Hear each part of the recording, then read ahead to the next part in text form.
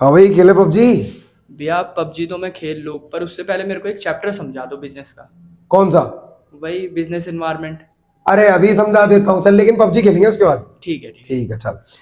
तो भाई आज हम पढ़ने वाले हैं भाई, बहुत ही छोटा सा चैप्टर हमारी ऑन डिमांड पे आया है कि भाई एक चैप्टर समझा दो, उसके बाद खेलेंगे। चलो ठीक है, बिल्कुल समझा देता हूँ। हमारे चैप्टर का नाम क्या है भाई? Business environment.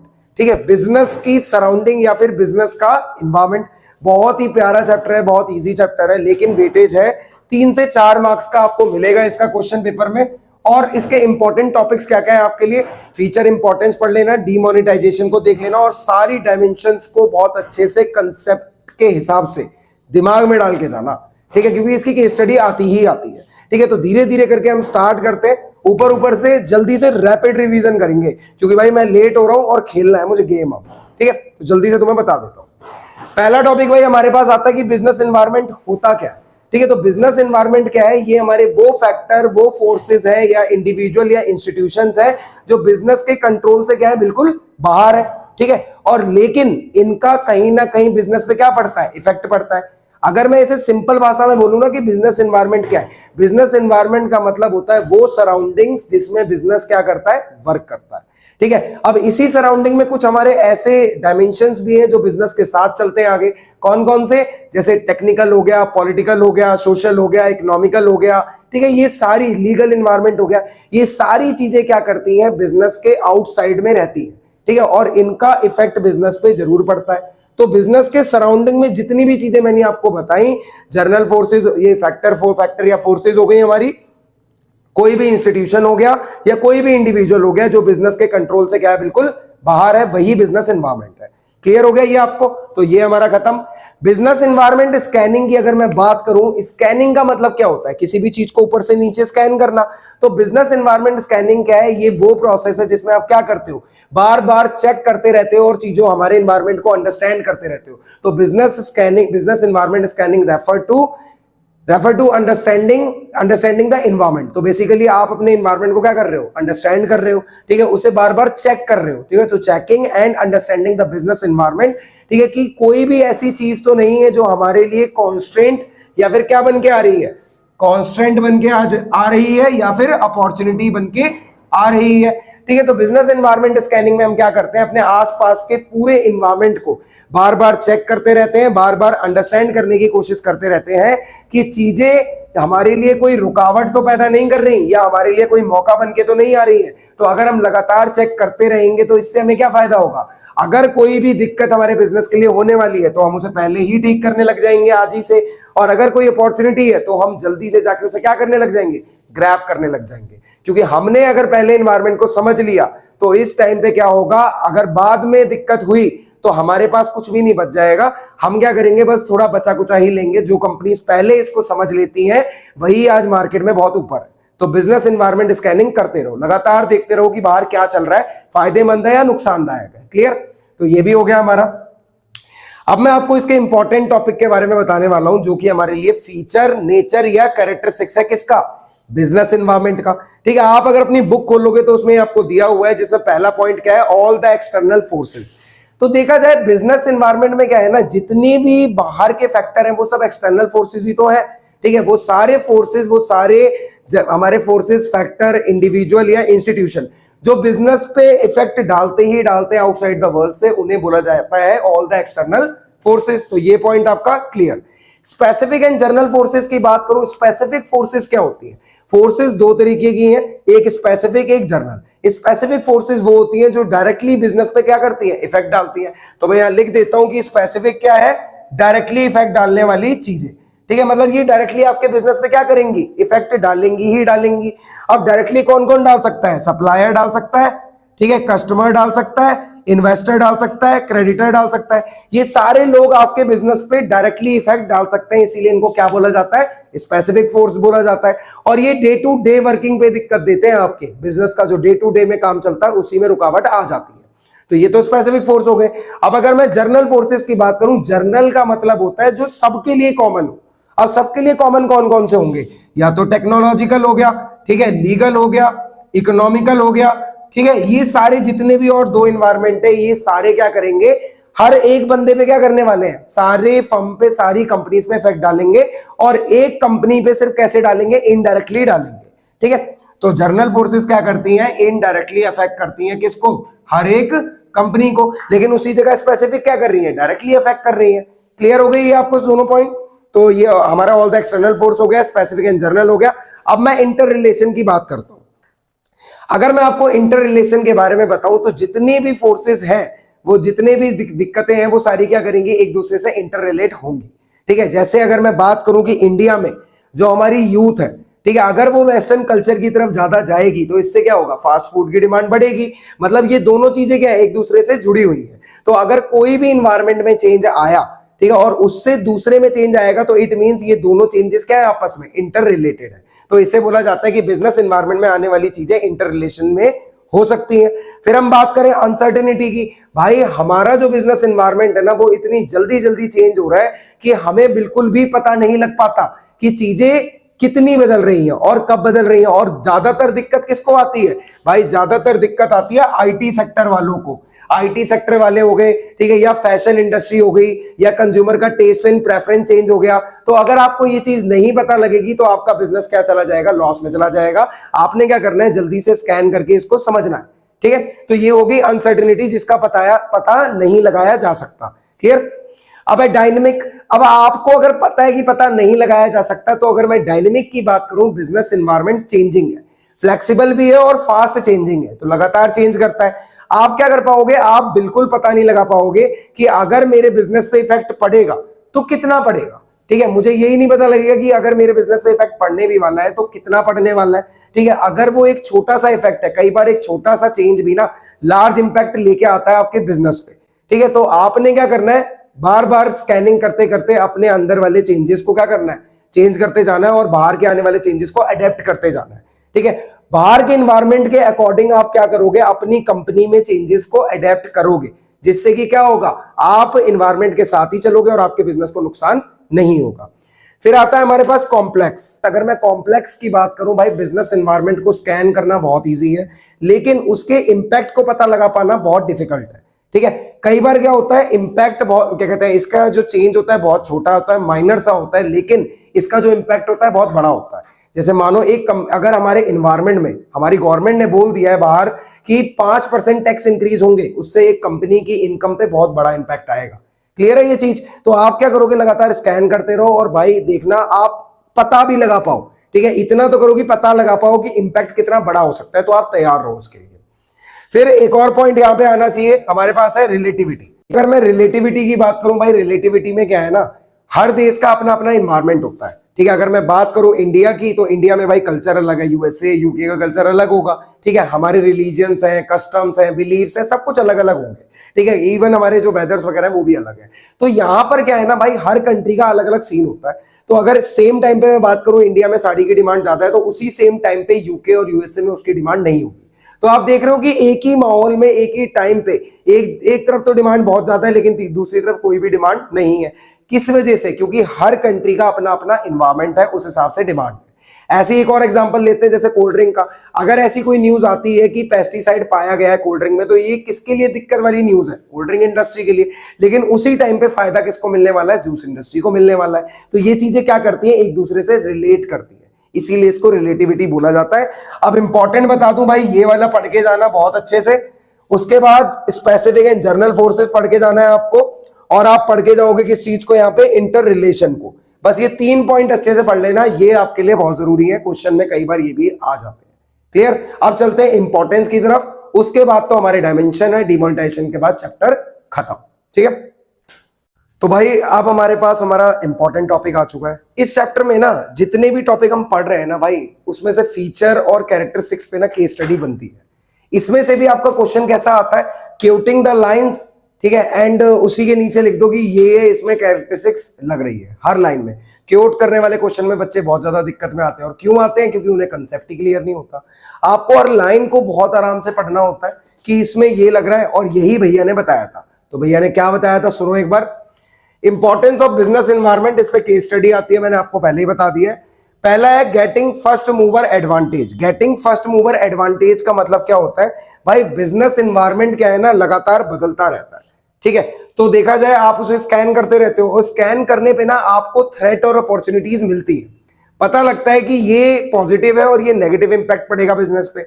अगर आपको पॉजिटिव इंपैक्ट का पता चल चुका है तो आप तुरंत जाओ और उसको ग्रैब करने की कोशिश करो इससे पहले कि कोई और कर ले। ठीक है, तो वो किस वजह से पता लगा?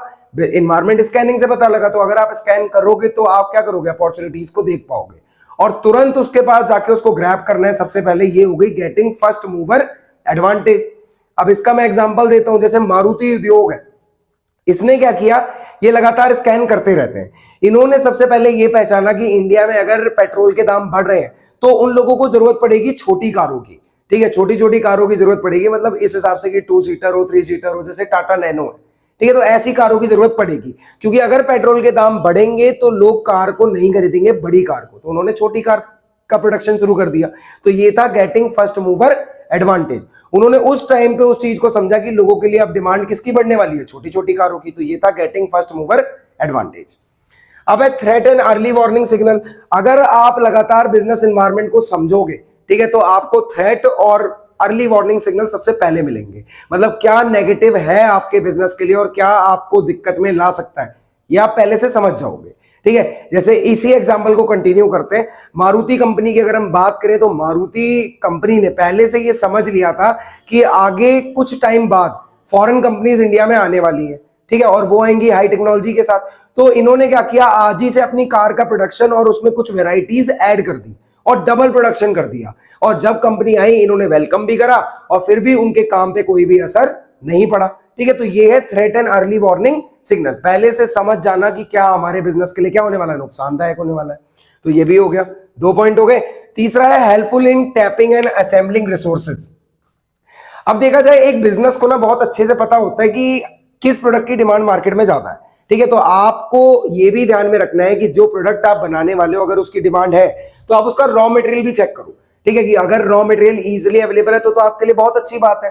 ठीक है, तो मार्केट में जाओ, सबसे पहले देखो कि अगर आपके आउटपुट की डिमांड है तो उसके लिए इंपॉर्टेंट रॉ मटेरियल कलेक्ट कर लो। ठीक है, इससे क्या होगा, आपको पता लग गया ना कि इसकी डिमांड बढ़ने वाली है तो इसके रॉ मटेरियल को पहले आपने यहां से उठा लिया। जैसे एग्जांपल में आपको दिया हुआ है एलईडी और 3D टीवी की डिमांड बढ़ने वाली है। ठीक है, तो उसकी बढ़ने वाली है, स्कैनिंग से पता लग गया, तो आप क्या करोगे, मार्केट में जाके उसी के रॉ मटेरियल को लोगे ना। तो ये है helpful in tapping and assembling resources. आप टैप कर रहे हो और असेंबल कर रहे हो सारे रिसोर्सेज को। क्लियर? आप ब्लैक एंड व्हाइट टीवी के रिसोर्सेज क्यों खरीदोगे, बल्कि आपको पता है कि किसकी डिमांड बढ़ेगी, एलईडी एंड 3D टीवी की। तो ये हेल्प करेगा पहले से रिसोर्सेज को इकट्ठा करने में। क्लियर? तो ये हो गया आपका तीसरा पॉइंट। अब है adjust adapt with the rapid changes.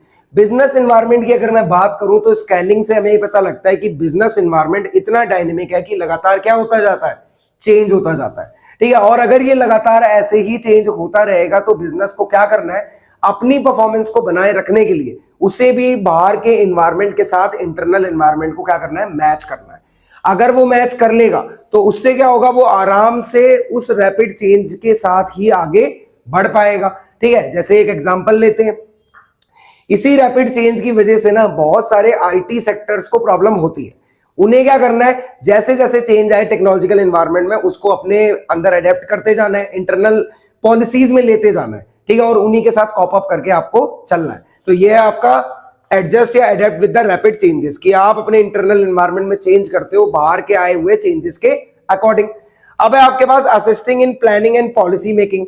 Assisting in planning and policy making की बात करूं तो देखा जाए जितनी भी कंपनी में हमारी पॉलिसीज या प्लान्स होते हैं, स्ट्रेटेजी होती है, कौन बनाता है, टॉप लेवल वाले बनाते हैं। ठीक है, तो वो भी क्या करते हैं, वो एक बंदे को काम पे लगा देते हैं कि भाई आप लगातार चेक करते रहो कि इन्वायरमेंट में क्या सही हो रहा है, क्या गलत हो रहा है। ठीक है, और जो जो गलत हो रहा होता है ना वही वो अपनी प्लान्स एंड पॉलिसीज में ठीक करते हैं। ठीक है, कि हमें इससे बच के चलना है, और जो जो अपॉर्चुनिटीज मिलती हैं वो अपनी स्ट्रेटेजीज में उसके लिए कुछ ना कुछ ऐड करते जाते हैं कि इसको ग्रैब जल्दी से जल्दी कैसे करना है। क्लियर? जैसे अभी की मैं बात करूं एक एग्जांपल की, अगर हमें पहले से पता लग गया कि आने वाले टाइम में, जैसे राम मंदिर की बात करूं, पहले से क्लियर हो गया था कि राम मंदिर बनेगा ही बनेगा। ठीक है, तो अब जितने भी हमारे ये हो गए ना आईटीसी ग्रुप वाले, टूरिज्म हो गए, इन सबको पहले से पता लग गया कि आने वाले टाइम में इंडिया का टूरिज्म क्या होने वाला है, बढ़ने वाला है। ठीक है, तो उन्होंने ऐसी प्लान एंड पॉलिसीज बनाई, वहां पे होटल्स का सबका अरेंजमेंट करा दिया, रेस्ट रूम का जुगाड़ करा दिया, बहुत सारे ढाबे खुलवा दिए रास्ते में कि वहां तक जाने के लिए आराम से लोगों का क्या होगा, थोड़ा बहुत रुकेंगे तो इससे लोगों की इनकम जनरेट होगी। ठीक है, तो उन्होंने पहले से प्लान एंड पॉलिसीज में क्या कर लिया, इस चीज को इन्वॉल्व कर लिया। तो ये है assisting in planning and policy making. अब लास्ट हमारे पास आता है इंप्रूवमेंट इन परफॉर्मेंस। अगर एक कंपनी लगातार बिजनेस स्कैनिंग करे, ठीक है, अगर वो बिजनेस स्कैनिंग कर रही है तो उसे पता लग रहा है ना कि मेरे लिए क्या नुकसान होने वाली चीजें हो सकती है और क्या फायदा हो सकता है, तो वो क्या करेगा, जितने भी चेंजेस बाहर आ रहे हैं इंटरनल इन्वायरमेंट में, उन चेंजेस को पहले से क्या कर लेगा, इन्वॉल्व करना शुरू कर देगा। धीरे धीरे आप उन चेंजेस के साथ चलना सीख जाओगे। ठीक है, और इससे क्या होगा, आपकी परफॉर्मेंस क्या होगी, इंप्रूव होगी, डिटोरिएट नहीं होगी, गिरेगी नहीं। क्लियर, तो यहां पे हमारी इंपॉर्टेंस खत्म होती है। ठीक है, और इनको ध्यान से पढ़ लेना और चाहे तो रिपीट कर करके देखना कि मैंने एक एक लाइन में क्या बोला और किस तरीके से बोला है। क्लियर, क्योंकि इससे केस स्टडी आती है। अब चलते हैं हम अपनी डायमेंशंस ऑफ बिजनेस एनवायरनमेंट की तरफ। मैं दो दो करके तुम्हें ये क्लियरली समझाऊंगा विद एग्जांपल के साथ। तो भाई अब थोड़े से ना सतर्क हो जाओ, क्योंकि अब मैं करवाने वाला हूं इस चैप्टर का मोस्ट इंपॉर्टेंट टॉपिक। ठीक है, इससे इंपॉर्टेंट इस चैप्टर में शायद ही कुछ हो कि मैंने जितना अभी पढ़ाया है ना इस चैप्टर में, वो भले आए ना आए, ये 1000% आने ही आना है। किसी ना किसी क्वेश्चन में कहीं ना कहीं छुपा मिलेगा भाई तुम्हें। याद रखना, कानों को जितना खींच के खड़ा कर सकते हो कर लो और ध्यान से सुनो अब जो समझाने वाला हूं। भाई डायमेंशन जो है बिजनेस एनवायरनमेंट की, वो हमारे पास क्या है, सबसे पहले दो डायमेंशन मैं बताने वाला हूं। एक है इकोनॉमिकल एनवायरनमेंट, एक है सोशल एनवायरनमेंट। ठीक है, हमारे पास कुछ ऐसे टाइप्स हैं या डायमेंशंस है बिजनेस एनवायरनमेंट की जो हमारे बिजनेस पे क्या करते हैं, इफेक्ट डालते हैं। सबसे पहले मैं तुम्हें बताने वाला हूं इकोनॉमिकल एनवायरनमेंट। इकोनॉमिकल एनवायरनमेंट हमारी इकोनॉमी से रिलेट करता है। ठीक है, एक ऐसा एनवायरनमेंट जो हमारी इकोनॉमी पे इफेक्ट डाले, या ऐसे फोर्सेस या फैक्टर या इंस्टीट्यूशन जो हमारे किस पे इफेक्ट डालते हैं, इकोनॉमी पे इफेक्ट डालते हैं। ठीक है, उन्हें हम किस में लेते हैं, उन्हें हम लेते हैं इकोनॉमिकल एनवायरनमेंट में। क्लियर, तो यही है हमारी डायमेंशंस की पहला पार्ट। ठीक है, पहला पार्ट है या पहला टाइप बोल सकते हैं इकोनॉमिकल एनवायरनमेंट जिसको बोला जाता है। इसमें वो सारे फैक्टर एंड फोर्सेस आते हैं जो डायरेक्टली और इनडायरेक्टली हमारी इकोनॉमी को क्या करते हैं, इफेक्ट करते हैं। क्लियर, अब उसमें वो कौन कौन से हो सकते हैं, मैं आपको एग्जांपल के साथ बता रहा हूं। ये है rate of interest, rate of interest हो गया, इन्फ्लेशन हो गया, टैक्स रेट हो गया। ठीक है, ये सारी चीजें क्या करती हैं, एक्सेट्रा एक्सेट्रा, हमारे इकोनॉमी को इफेक्ट करती हैं। ठीक है, ये हो गया। उसके बाद एक और एग्जांपल है इसका कि डिडक्शन इन टैक्स रेट। अगर डिडक्शन इन टैक्स रेट होगा जिसकी वजह से क्या होने वाला है, डिस्पोजेबल इनकम लोगों की क्या हो जाएगी, डिस्पोजेबल इनकम इंक्रीज हो जाएगी। अगर टैक्स रेट कम हुआ तो लोगों की डिस्पोजेबल इनकम बढ़ेगी और उनके कंज्यूम करने का जो अमाउंट होगा वो भी बढ़ेगा, मतलब लोग ज्यादा से ज्यादा डिमांड करेंगे। इससे हमारी इकोनॉमी में फर्क पड़ रहा है, क्योंकि मैंने डिमांड शब्द का वो लिया है, कहते हैं यूज किया है, तो डिमांड और सप्लाई तो इकोनॉमी का पार्ट है। क्लियर, पहला पॉइंट हो गया। दूसरे की अगर मैं बात करूं तो देखा जाए आरबीआई ने क्या किया है, डीमोनेटाइजेशन। ठीक है, अब यहां पे डीमोनेटाइजेशन हो गया करेंसी का, किसके द्वारा, आरबीआई के द्वारा। ठीक है, तो आरबीआई ने क्या कर दिया, डीमोनेटाइजेशन कर दिया, डीमोनेटाइजेशन ऑफ करेंसी। उसके बाद मैं बात करूं, नेक्स्ट हमारे पास आता है कि आरबीआई ने क्या है, सारे बैंक्स को बोल दिया, सारे कमर्शियल बैंक को बोल दिया कि आप अपने इंटरेस्ट रेट को कम करो, क्योंकि आपको रिसेशन की प्रॉब्लम को टैकल करना है और लोगों को ज्यादा से ज्यादा क्या दो, लोन दो। ठीक है, तो यहां पर क्या कर दिया, इंटरेस्ट रेट को कम कर दिया कमर्शियल बैंक के, जिससे कि रिसेशन जैसी प्रॉब्लम को टैकल किया जा सके। ठीक है, तो वही इंटरेस्ट रेट की मैं बात कर रहा हूं, रिसेशन की बात कर रहा हूं। ये सारी चीजें कौन से टर्म में आप पढ़ते हो, कौन से सब्जेक्ट में पढ़ते हो, इकोनॉमिक्स में पढ़ते हो। ठीक है, अब मैं बात करूं कि इन्होंने क्या किया, न्यू इकोनॉमिक पॉलिसी या फिर फिस्कल पॉलिसी ये लेके आ गए। ठीक है, फिस्कल पॉलिसी लेके आ गए, तो इससे क्या होगा, जो फॉरेन इंस्टीट्यूशनल होते हैं हमारे या जितने भी एनआरआई होते हैं वो इंडिया में इन्वेस्ट करने आएंगे। ठीक है, तो ये क्या करेगा, एनआरआई को अट्रैक्ट करेगा इंडिया में इन्वेस्ट करने के लिए, इन्वेस्टमेंट के लिए। ये हो गया। उसके बाद अगर हम बात करें हमारे जो बैंक्स हैं, उन्होंने क्या किया, अपने इंटरेस्ट रेट को कम कर दिया है, जिससे कि क्या किया जा सके, जिससे कि लोगों को आराम से लोन दिया जा सके। ठीक है, बहुत मिनिमम रेट पे और बहुत कम फॉर्मेलिटी के साथ क्या कर रहे हैं, वो लोगों को लोन प्रोवाइड कर रहे हैं। ठीक है, तो यहां पर हो रहा है कि इंटरेस्ट रेट कम हुआ है, किसके द्वारा, बैंक्स के द्वारा, और लो फॉर्मेलिटीज का यूज किया जाएगा जिससे कि लोगों को लोन आराम से मिल सके। ठीक है, और अगर हम बात करें और हमें क्या मिलेगा, इन्फ्लेशन। ठीक है, इन्फ्लेशन आएगा हमारी इकोनॉमी में, जिसकी वजह से क्या होगा, जिसकी वजह से कॉस्ट बढ़ जाएगी किसकी, रॉ मटेरियल की। ठीक है, ये कॉस्ट को इंक्रीज करेगा रॉ मटेरियल की, और लोगों की जो वेजेस है, पेमेंट है या फिर सैलरीज है, इसमें भी दिक्कत आएगी, क्योंकि जब भी इन्फ्लेशन आता है तब लोगों की जो कमाई है वो सिकुड़ जाती है, और उनके कंजप्शन करने की क्षमता भी धीरे धीरे क्या होने लगती है, कम होने लगती है, क्योंकि बाहर महंगाई है। तो आपने देखा कि मैंने इसमें जो टर्म यूज करे वो सब क्या थे, demand, supply, inflation, rate, tax, ये वो सब इकोनॉमी पे इफेक्ट डाल रहे हैं। तो वो सारी चीजें यहां पर है जो आपके बिजनेस के इकोनॉमिक एनवायरनमेंट पे इफेक्ट डालती ही डालती है। तो ये है हमारा इकोनॉमिकल एनवायरनमेंट। इनमें से कुछ भी पेपर में मिले और लाइन में दिखे तो क्योट करके लिख देना इकोनॉमिकल एनवायरनमेंट। क्लियर। अब चलते हैं सोशल एनवायरनमेंट की तरफ। इसकी अगर मैं बात करूं तो भाई ये एक ऐसा एनवायरनमेंट है जो लोगों के कस्टम, बिलीफ, रिलीजन, ठीक है, इन सब चीजों पे बेस है। लिटरेसी रेट हो गया, ठीक है, एजुकेशन हो गया, इन सब चीजों पे ही बेस है, एक्सेट्रा। ठीक है, कौन कौन सी चीजें मैंने बोली है मैंने कस्टम्स बोले हैं, बिलीफ्स बोले हैं, उसके बाद मैंने रिलीजियन बोला है उनका, और मैंने बताया है क्या, लिटरेसी रेट एक्सेट्रा। तो ये सारी चीजें सोशल एनवायरनमेंट का पार्ट होती है। क्लियर। और ये बिजनेस को लॉन्ग टर्म में इफेक्ट करती हैं, लॉन्ग टर्म इफेक्ट होगा इन चीजों का। ठीक है, अगर मैं इनके एग्जाम्पल की बात करूं, जैसे मान लो फेस्टिवल्स हैं, दिवाली हो गया या फिर ईद हो गया, ठीक है, या क्रिसमस हो गया, ठीक है, या फिर अगर मैं बात करूं लोहरी हो गया, ठीक है, तो सबके हो गए भाई त्योहार यहाँ पे सारे रिलीजन्स के। तो देखा जाए दिवाली, ईद, क्रिसमस, लोहरी, इन सब पे क्या चाहिए होता है, इन सब पे बाहर स्वीट्स की डिमांड बढ़ जाती है, ग्रीटिंग कार्ड की डिमांड बढ़ जाती है, कपड़ों की डिमांड बढ़ जाती है, एक्सेट्रा। तो ये ऐसे चेंजेस हैं, ये ऐसे कस्टम्स हैं हमारे रिलीजन्स में, जिनकी वजह से बिजनेस क्या कर सकता है, फायदा उठा सकता है इस चीज का। तो ये सोशल चीजें हो गई।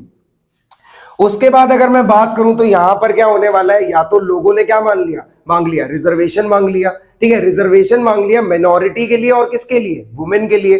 ठीक है, तो reservation for minority and women.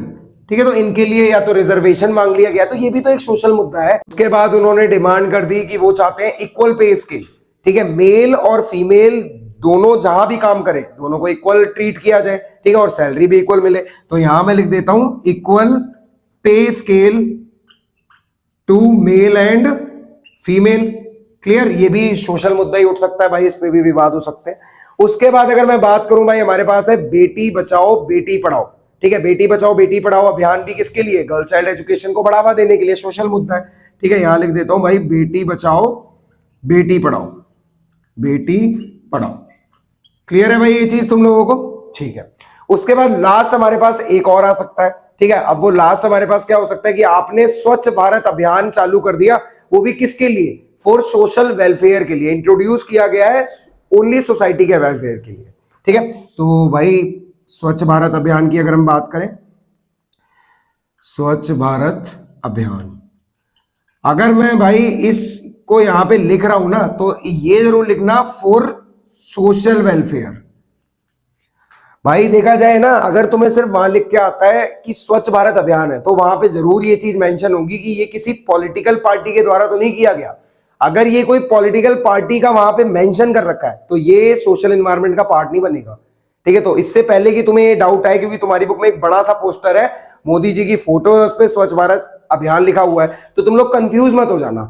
अगर वो इंट्रोड्यूस किया गया है सोसाइटी के द्वारा, आगे लिखा भी है, ठीक है, तो वो किसका पार्ट बनेगा, सोशल एनवायरनमेंट का पार्ट बनेगा। क्लियर। अब ये दो खत्म हो गई। ठीक है, तुम लोग जब तक इसका स्क्रीनशॉट ले लो और कॉपी में नोट्स बना लो। क्लियर।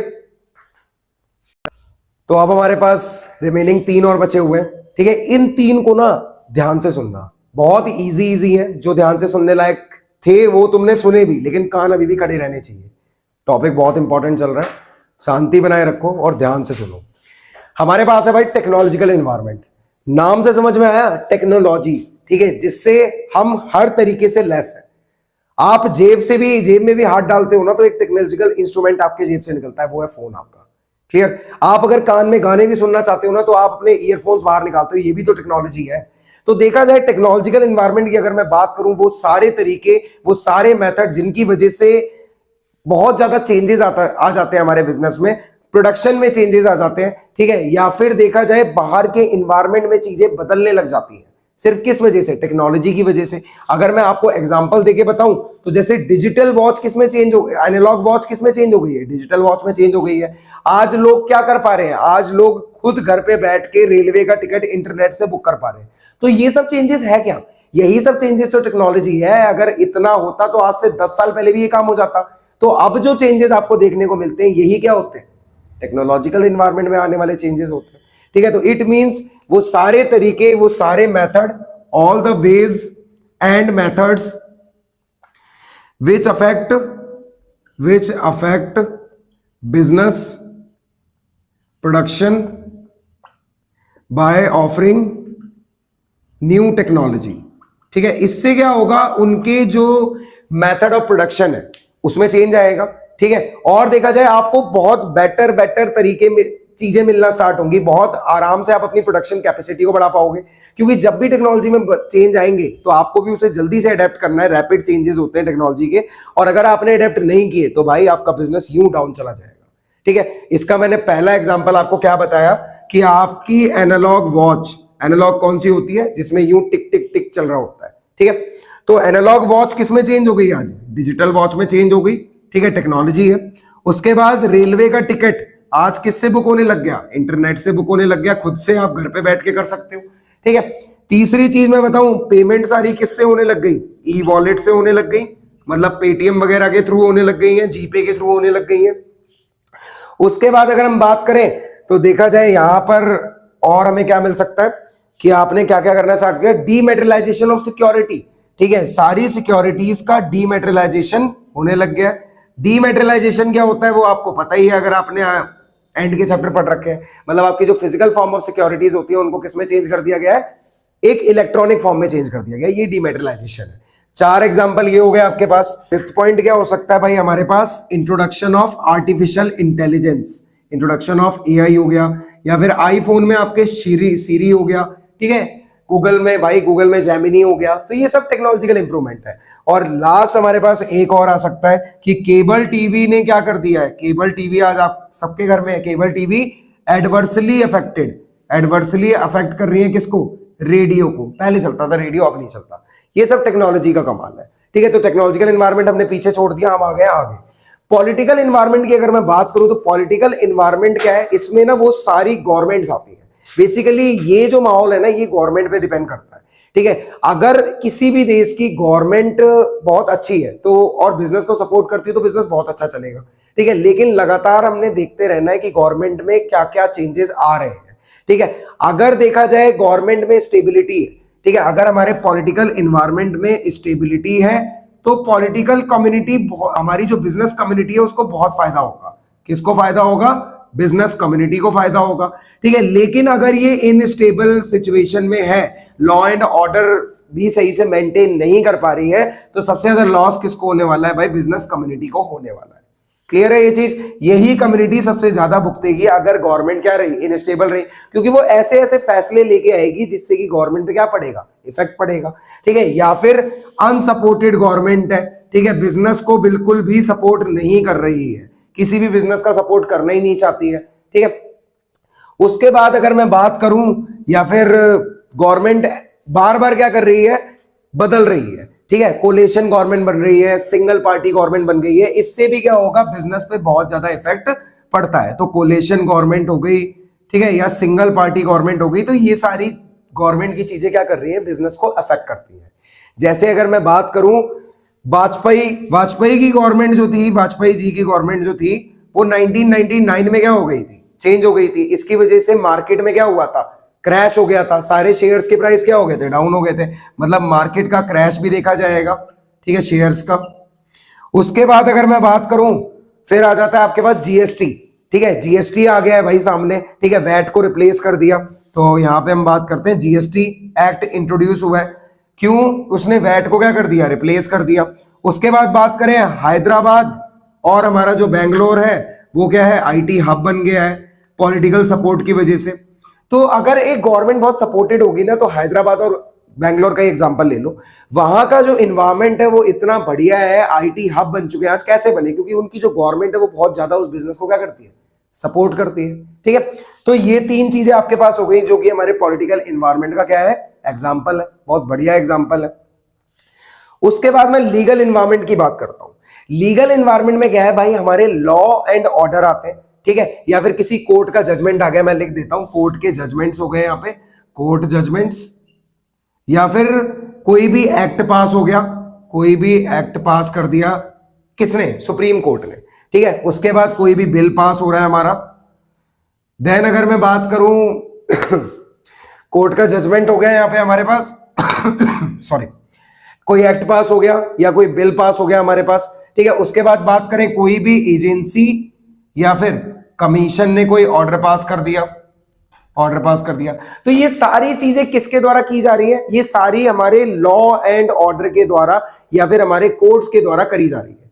ठीक है, उसके बाद अगर मैं देखूं इनके एग्जाम्पल क्या क्या हो सकते हैं, इनके एग्जाम्पल सबसे पहले होंगे कि ग्रीन डॉट आ रहा है किस पे, ग्रीन डॉट आ रहा है वेज फूड पे, और उसके बाद रेड डॉट गवर्नमेंट ने बोला हुआ है, सुप्रीम कोर्ट ने ऑर्डर दिया हुआ है कि ये किस पे आएगा, नॉन वेज फूड पे। ये किसका ऑर्डर है, ये ऑर्डर है सुप्रीम कोर्ट का। ठीक है, और ऐसे ही इसका एग्जांपल है कि गवर्नमेंट ने बोला है कि जो भी अल्कोहल वाले आपके प्रोडक्ट है इनको एडवर्टाइज करना क्या है, प्रोहिबिटेड है। लेकिन अगर आप एडवर्टाइज कर रहे हो तो उन पे स्टैच्यूटरी वार्निंग देनी पड़ेगी, ये सुप्रीम कोर्ट बोलता है कि स्टैच्यूटरी वार्निंग होनी चाहिए उस पे। उसके बाद अगर मैं बात करूं तो सुप्रीम कोर्ट ने अगर ऑर्डर दे दिया, ठीक है, कि जो आपने अनऑथराइज कंस्ट्रक्शन कर रखा है अपने शॉप्स का, उसे क्या करो आप, उसी टाइम पे हटाओ। ठीक है, तो सुप्रीम कोर्ट का ऑर्डर है अनऑथराइज्ड किसके लिए, कंस्ट्रक्शंस के लिए। ठीक है, तो इसे भी हटाया जाएगा। अल्कोहल वाला भी हो गया ग्रीन डॉट, या फिर अगर मैं बात करूं कि कोर्ट ने ऑर्डर दे दिया प्लास्टिक को बैन करो। ठीक है, तो ये भी एक बहुत बड़ा एग्जांपल हो सकता है कि सुप्रीम कोर्ट से ऑर्डर आ गया प्लास्टिक को क्या कर देना है, अब बैन कर देना है। ठीक है, तो ये सारे एग्जांपल आपके लीगल इन्वायरमेंट के हैं जिसमें कोर्ट ऑर्डर दे रहा है।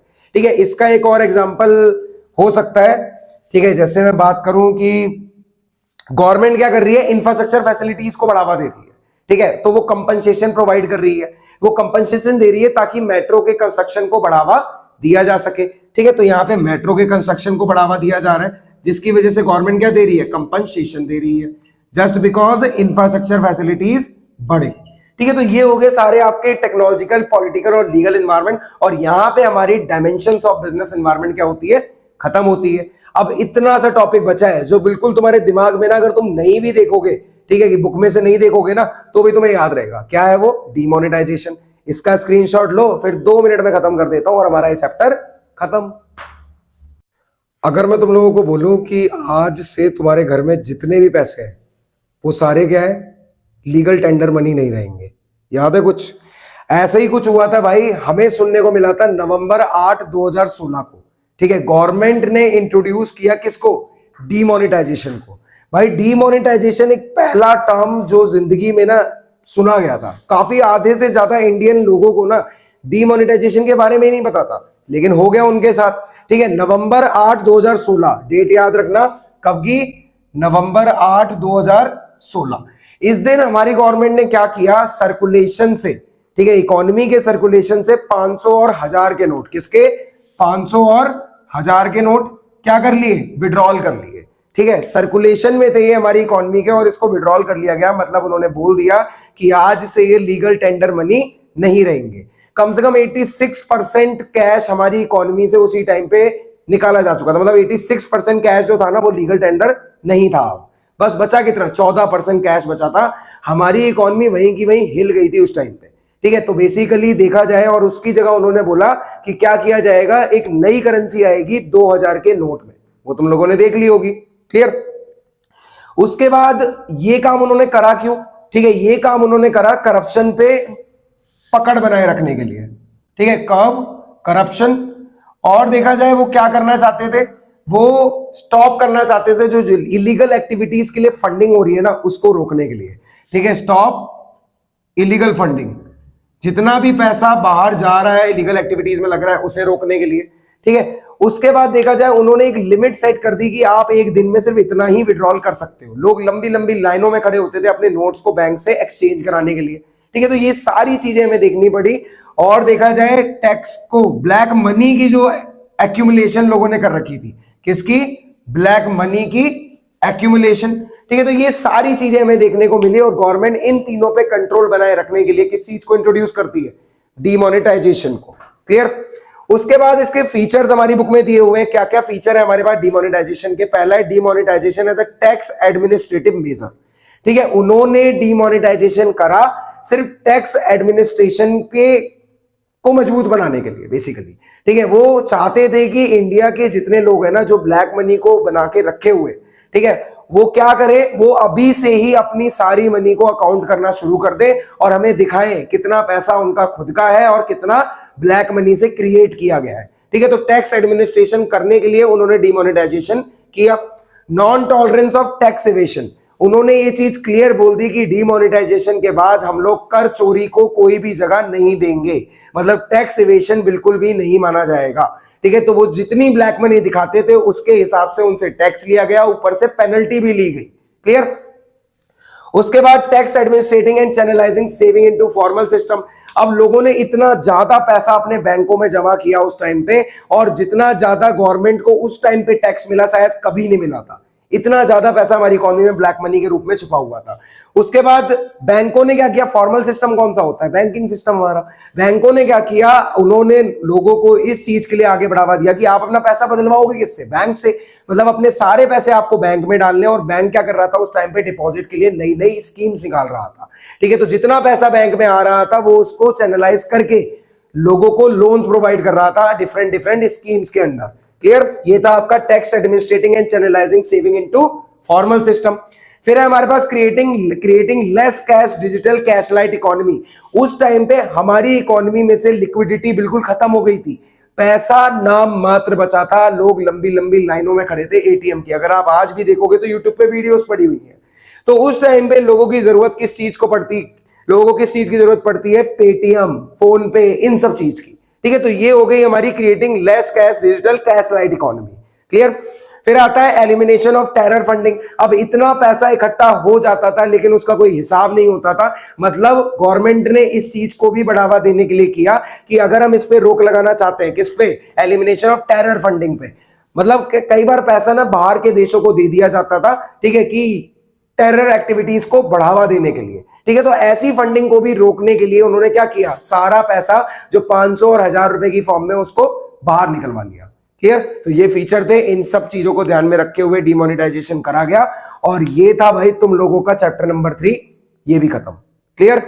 अब जब भी ये वीडियो आएगी भाई, इसमें तुम्हें डिस्क्रिप्शन में मिलेगा क्या, एक असाइनमेंट मिलेगा, उसको कर देना है और आगे बढ़ जाना है। अब हम चलते हैं किसकी तरफ भाई, अपने फंक्शंस ऑफ मैनेजमेंट की तरफ, जो कि आपका सबसे बढ़िया और बहुत ही अच्छा चैप्टर वो है प्लानिंग। क्लियर। पढ़ते रहो, मिलते हैं अगली वीडियो में, बाय।